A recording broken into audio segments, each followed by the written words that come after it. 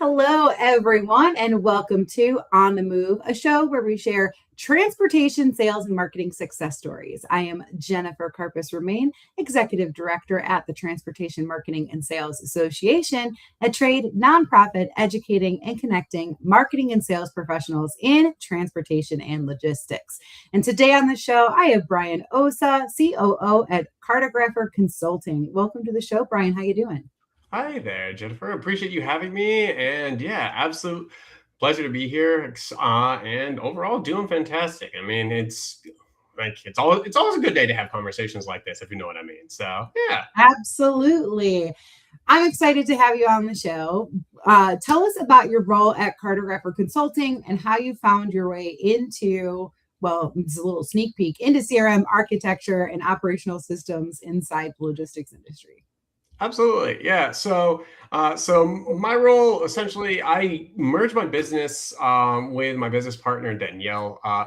She and I kind of have been chatting together and in the HubSpot and the operations ecosystem for several years at this point. We've both been using HubSpot for north of a decade apiece. Was a former HubSpotter myself. And then just over time, started understanding how different things were fragmented across, marketing, sales, operations, IT, et cetera.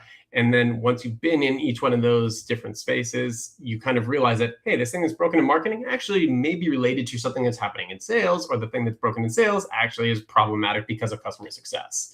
Mhm. And so that exposure and just seeing a lot of that is kind of what led like each of us to independently start our own independent consultancies that we had been doing respectively for several years. But then about 2 years ago or so, we started chatting a little bit more about, hey, what would it look like if we joined forces?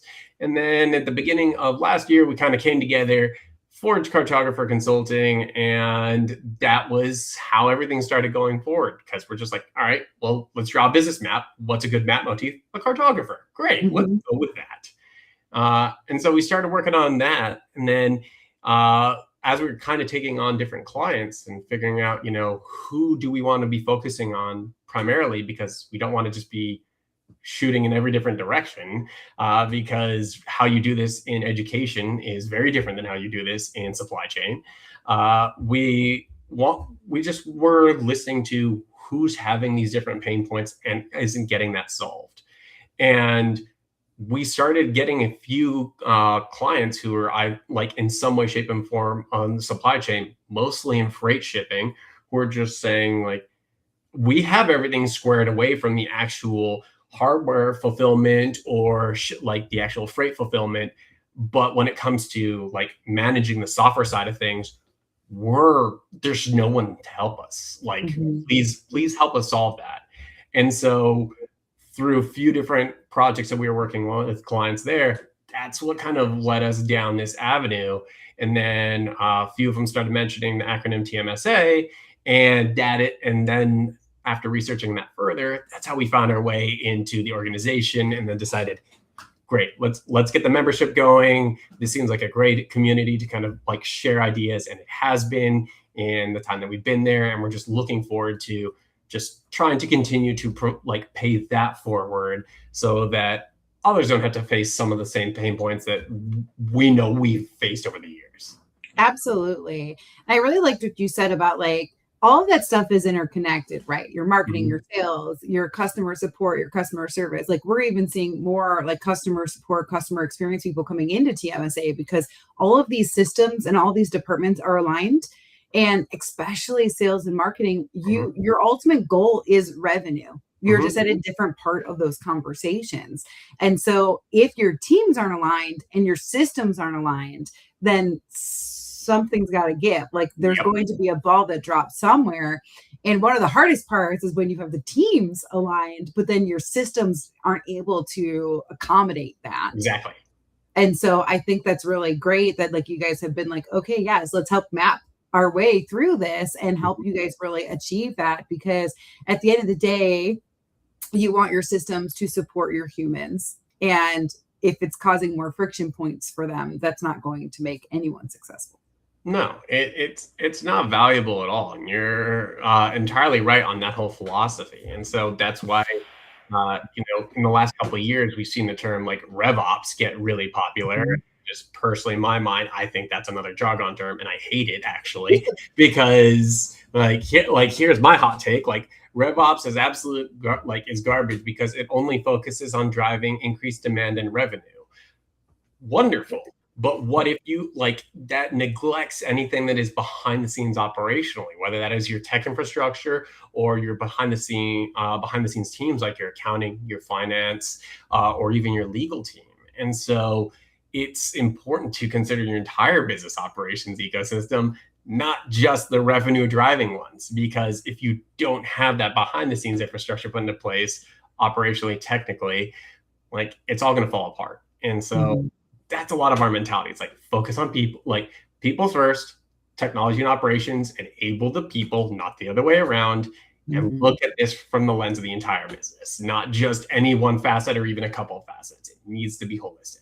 Yeah, I think that's so important. I remember one time I was doing a speaking presentation and I was like, I just need 4 people to come on stage. You don't have to do anything. You just need to sit in these chairs. Because it was like I was on a stage and there was like chairs behind me because there was a panel before whatever. And only 2 people came up to sit in the chairs. I'm like, okay, perfect. Sales and marketing, HR, and like customer support. You didn't even show up to the conversation. This makes sense. Or accounting, because when we're talking about like creating that efficiency and like customer support and being there for your customers, anyone that's talking to the customer is part of that. It's not just your customer support team, or it's not just sales, or it's not just what you're putting out in marketing. It's all of those pieces. So like, I always like think about that too. Like you can have the best marketing, you can have the best sales, you can have a great accounting team. But if it's really complicated to pay you, you are creating who wants to bottleneck that part of the process? Right. And 2, you could then be having customers that are incredibly frustrated with you because a part of their process is clunky and hard. And you're not even focusing on that because you're just focusing on account management or just focusing on sales. It needs to be all of those pieces. Yeah, exactly right. And that's where you can take some pages out of the playbook from for all intents and purposes, and not to get any opinions on it, but Amazon, for example, that's where their customer success tends to really, really shine, because you start off on and I'm looking at specifically hey, look, you have an issue with something. What is the issue? You answer 2 or 3 questions. And a lot of times the bot can take care of it for you. And if not, you chat with a person, and it's almost always less than 5 minutes and you get your problem resolved. And that's a pretty universal experience of just showing just how effective customer success can be in the long-term scheme of things, and why it's as integral to the sales process as marketing is, as sales is, and as everything else could be. Because if that were to break down, that's going to affect people's opinions, and that opinions are going to lead to word of mouth negative referrals, and you don't want to have detractors coming into your business. You want to try and keep as positive sentiment as you can, and that is only something that can happen from a holistic cultures perspective. Absolutely. And you mentioned at the beginning that you guys came in to TMSA as partner members, and you kept hearing about TMSA, and your business partner, Danielle, and I connected. She actually told me that she watches this podcast, which is pretty cool. Nice to know that there are people that sit and listen to these interviews. But with that, then you guys decided to submit for our opening keynote, and you're one of our finalists. So this year at TMSA ELEVATE, which is June 7th through 9th in Denver, we are doing an AI and Tech Showdown, where we're going to have 4 finalists compete to show us actual tech or AI. And it's not what you can do one day or what you're hoping to achieve for someone. It's something that you guys have actually done yourselves or for one of your clients, to showcase how technology can actually help our teams be more efficient. So what made you tell us a little bit? Give us a little teaser. Don't give us your whole presentation. Of course, yeah. We need people to still come to show. But tell us a little bit about the use case that you submitted and why that's the one that you chose. Sure. So ultimately, like there's a lot of these use cases that actually wind up happening. The big problem just winds up being sharing them and letting people know that, hey, look, we built this, because you don't really like when you're practicing on all of it. It's just so second nature to you that you don't even realize that it can actually be beneficial to others, and that's something that I often struggle with because I just forget that. But this was one that, like, as we were working through it, like in summary, we had a client who, like, freight brokerage, who was trying to just figure out how to streamline and keep organized their intake form, and they're just like, they wanted to keep everything so that they had a one-stop shop. So whether or not you wanted to be a like broker agent, or you wanted to request any kind of like shipping help, getting a quote, or even saying come pick this, like running the pickup request, they wanted all of that to route through one system, ideally as clean and automated as possible. And they're like, I mean, I've tried to self-solve this. I've built however many different like automations, tools, things, and whatever, and it's still causing problems. So help. And so we kind of were working through that, and they're like just the anecdotal feedback that we were getting from them throughout the build process.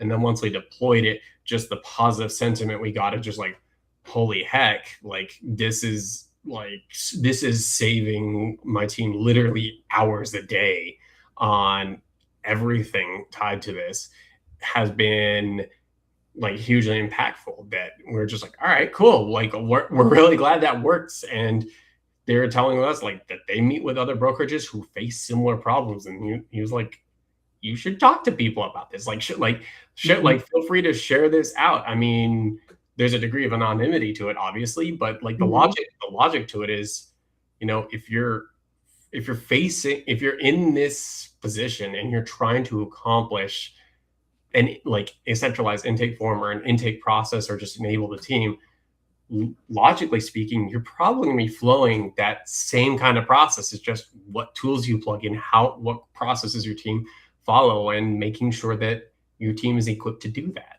Mm-hmm. And in that, like in your submission, you mentioned that there was more than 100 automated workflows, and they were all creating this noise and conflict, and it was so confusing. Mm-hmm. And you mentioned this, like that freight brokerage, and was talking to other people, and they were having problems too. Like, how common is that type of kind of over engineering when companies implement CRM platforms? I think it boils down to a perspective of perceived simplicity versus actual simplicity.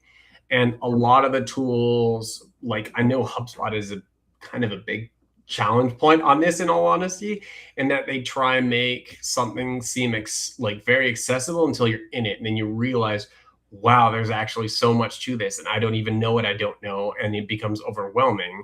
And in an attempt to understand and do that, you're going to turn to a lot of the AI tools that are available now. And HubSpot's built-in one is Breeze, which is garbage. But well, hot take there. But you'll start leveraging that and say, here's what I want to build. And then the bot will build you your workflow.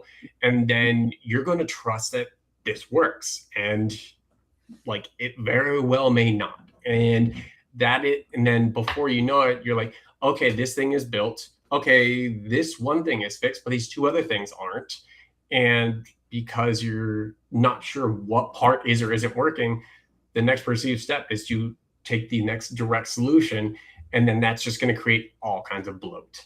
And then before long, you have so much of these different bloat factors that you're not even sure what is doing what anymore. And you're going to have conflict between each one of the tools.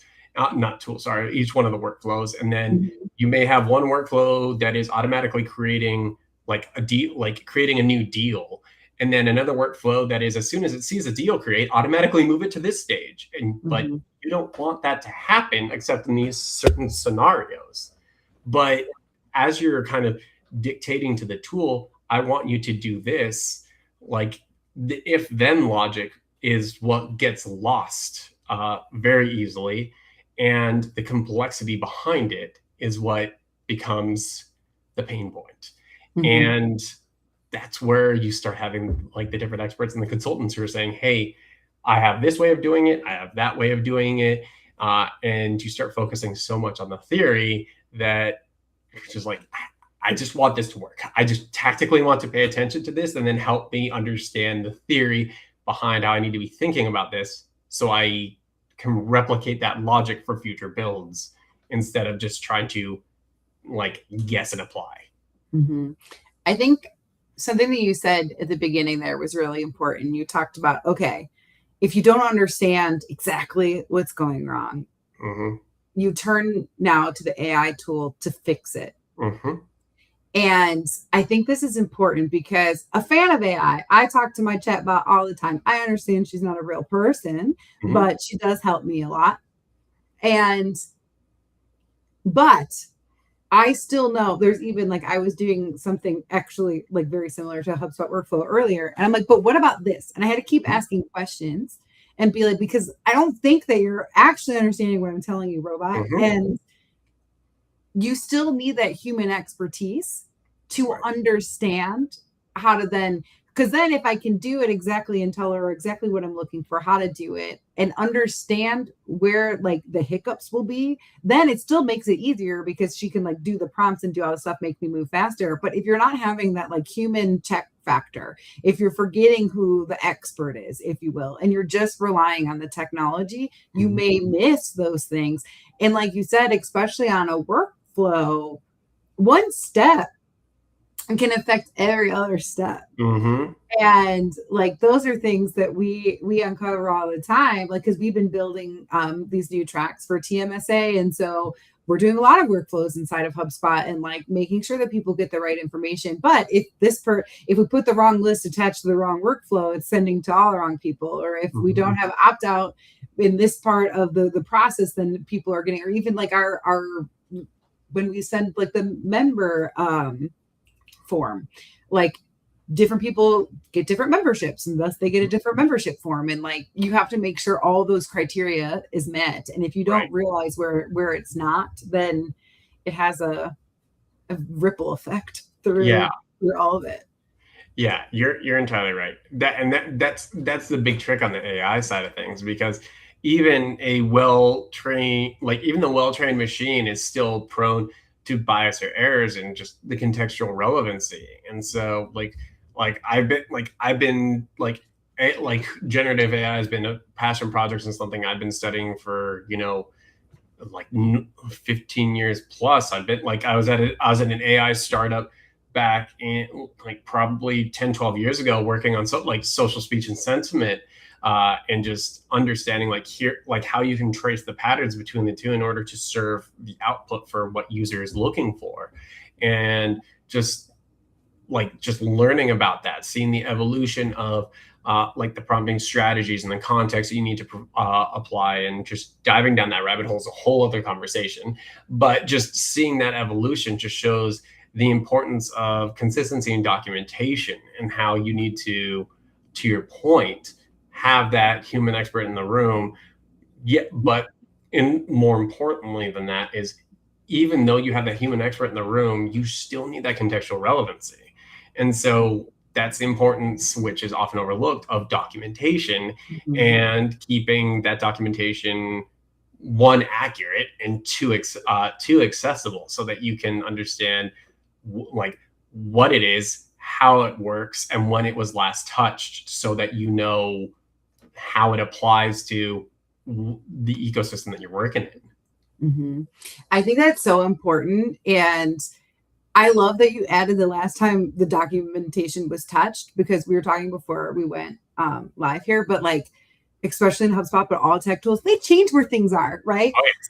So there's been processes that I've documented, and then literally 3 months later, I go to replicate the process, and all the buttons are in different places. Right. And so it's not that the process is wrong. It's just the process has changed, and now you need to update that documentation to base on now where those buttons are or where those pieces are. And so I do think part of, if you're that process documentation needs to be regular checking in, or acknowledging, oh, okay, we know that there was a system update. We have to go update the processes now, especially if you have team turnover or anything like that, because if I was the person looking at the document I created, and then I knew what was wrong. If there's a brand new person coming in, they're gonna be like, nothing is right. You Mhm. just set me up to fail because you Right. just gave me a document and it was completely wrong. Exactly. Yeah. And like that's why we use like, just like our side tangent, just like us being like the Google ecosystem space. Like we leverage a combination of like Google Drive, Notebook LM, and Claude for our internal documentation. And it's just whatever the thing that is built is basically the Google Doc. That Google Doc is fed into the relevant Notebook LM, which is a queryable reference tool. And then we just make sure that the main tool that we're using, Claude, is referencing that notebook that is regularly getting updates from the individual things. And then as they're like, and periodically we'll just ping and just say, hey, look, check the documentation on Claude. Is there anything that is like do deep research? Is there anything that needs updating? If so, tell us so that we can update it. And then we go from there. And Mhm. that consistent cycle, especially now when you can set it up to be agentic in that way, can start like you're almost to the point of being able to run it automatically, but I would caution against that because you still want to have that check and balance to make sure, hey, is this Mhm. actually accurate? And then you can run that and keep it in good play. I think that's really great advice. I almost think too, like especially when we're talking about the workflows and such, sometimes it's not about adding more automation, but it's Less. simplifying the architecture. It's doing less because then there's less documentation needed if there's Mhm. less stuff. So like, and that was actually what you did for your client. So what was kind of that mindset shift to make that possible to like take what they had and then really be able to simplify it down? Absolutely. And so the mindset there was trying to like we wanted to maximize the minimal is kind of the philosophy that we leverage where appropriate. And so a good example of this is when you create a form. The law you may have it do a variety of different steps, and so depend a lot of the ways of thinking are okay. Well, depending on all these different steps I want to do, I maybe want to create 3 or 4 workflows to do each one of these steps, so that if any time I want to change, I don't need to go hunt for it in this one big thing. I just look for that individual workflow. The problem with that is that it becomes a lot of bloat, and you then need to be policing any other update that has that potential enrollment logic. Versus if you have those, you consolidate those 4 workflow steps into one larger workflow that just has that set period of enrollment conditions, and then you have the if then logic that breaks down accordingly under that umbrella. That actually, even though it may be more annoying to search through that one main workflow, it actually gives you way more in terms of checks and balances, because the enrollment criteria and then the if then logic gates really act as a barrier of entry to prevent unwanted things from happening. And Mhm. so that was exactly the philosophy we approached with this client, where we had these I think there were 180 workflows when we started on it, and we realized, okay, of these 180 workflows, there were maybe a dozen or so that definitely needed to stand on their own, because they're operational ones. And yes, even though we could combine them with something else, there's just so much there's so much data flowing through those individual workflows that we don't want that to potentially bloat these other workflows that are more complex. And so we were able to like we kept those ones there. And then the other ones are just, okay, this is doing the same thing as that. Let's get rid of it. This one's not even on. Who cares? This one's only half baked. And like consolidating down, what do you operationally want to do? Focus on like, what does your team need to do? What is the process that's involved there? And then build the workflow that you need for that, and see and like clean up everything else that you don't need. Mhm. And we talked a lot about like the systems, the tech, it enables our humans, and Mhm. then making that more simple, taking away all that bloat, making it easier. What then actually changed for the team once all that noise was gone? Yeah. So once all that noise was gone, the biggest impact was that they were able to start moving forward on the things that actually mattered. And so what I mean by that is like For example, they get an inbound like quote request. There's no longer all this admin of just like, okay, I need to go in the HubSpot deal and enter like they called me or they filled out this form and I need to manually copy and paste all the details related to the shipping request all in the HubSpot record. And then I need to move it over to this next deal stage. Now I need to hop over into the TMS and I need to copy and paste all the data over. And then I need to go back to HubSpot, send them an email, blah, blah, blah, and just kind of go through that whole frustration. It's just simplified of just, okay, cool. I got this request and great. The deal's automatically created for me. And I got a notification that I need to check it out. I look at it and it says, okay, cool. Here's the reference number that you should use. And here's the process that I need. And like, now I have 4 different dropdowns that tell me the process I need to do to create that record in the TMS. And once I've created that in the TMS, then I just provide a comparable tracking link. I'm not going to worry about HubSpot anymore because I'm managing the rest in the TMS, at least until we get the integration set up, which we're working on right now. And that simplified, like that took at least 15, 20 minutes of effort, maybe less, 5 or 10. But per quote, if you're getting a few dozen quotes a day, that adds up to, 2 minutes each. Or, and like, that's just one example. Another one is like the accounting team, just like if you're getting there's so many notifications coming in, but if you have a lot of those notifications that are just, the carrier has picked up the shipment, you don't care. The client sees that. It doesn't matter. You don't need to be notified about that. But because you're getting 150, 200 of those a day, that's going to silence out the one customer question that's like, hey, look, I have a damaged claim and I need help. And you don't want to miss that because that's potentially problematic. Yeah, I'm thinking about my own life. Like at TMSA, obviously, as the executive director, I get notified about everything. Mm-hmm. And then I feel like they're definitely, my inbox is special. But I try to make sure that I never miss anything. But part of that noise, like I should be better at taking some things off that I don't need to see as relevant as other pieces. Because you don't want to miss that important communication that you need to follow up on, rather than just the things that are just for your knowledge. Yeah, that's absolutely something that's valuable. And a quick hit that you can do just on your own personal machine, not even worrying about CRM, is just go, if you're using Gmail, just set up inbox filtering and automatic routing. You can do that just by creating a filter and turning it on automated, and then you can simply just flag tag, move certain things to do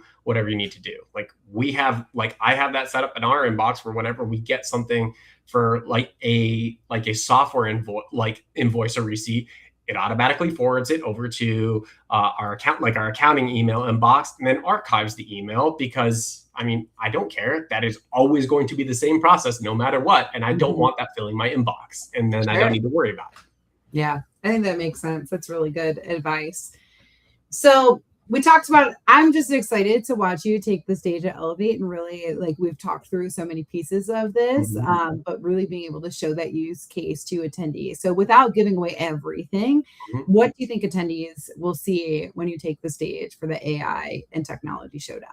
Yeah, so the experience for this is largely going to be very visual. And what I mean by that is not that I'm going to be I'm not really going to be focusing so much on here's exactly how to build it in HubSpot, because there's a lot involved there.